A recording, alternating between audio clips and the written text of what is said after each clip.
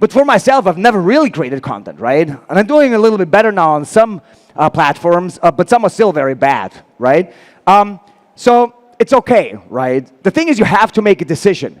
And you always want to make a decision about why you're making that decision, right? For me personally, honestly, it just means freedom. Like, having this work that I got to show you, this really means freedom to me. Because, again, you can achieve almost anything with that.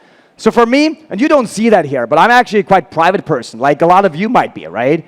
I do sit in front of my computer most of the time, and I'm a family guy. I'm probably the only guy who actually brought his family. I have my wife over there. I have my 3 kids sitting here first row, right? So that's me. I'm not the guy on stage. I'm like the guy in the back room, right? So if that somewhat resonates to you, yes, you can still do that. It's not about being famous.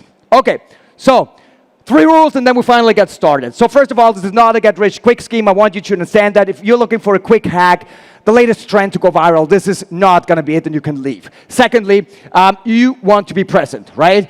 If you think you're getting distracted, just stand up and scream. Okay, you can do that. I don't mind. Okay, point 3, really believe it's possible. I waited far too long to make this happen, and it's actually not that hard. So we're going to go from no attention, no business from organic, to something like this that we do every day now.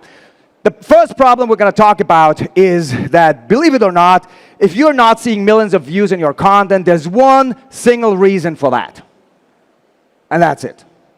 Your content just sucks, right? I'm not the first person saying that, but it's true, and it was hard for me to digest that, because it's not about you as a person, and it's not about what your family, your loved ones, your friends say. Your content might actually be amazing, but as long as you don't convince the algorithm that it's amazing, nothing will happen about it. Nobody, or almost nobody, will see it, right? So in the eyes of the algorithm, in kind of the machine that you have to feed, that monster, right, that is hungry for amazing content, as long as you don't know what to feed that monster, you will not get the eyeballs that you believe you deserve. So I want to share with you what we call the viral code. There's 2 things that I want to give to you so you can make that happen. First of all, we're going to talk about the algorithm, right? So that monster, that reviewer that decides whether you suck or not, well, your content.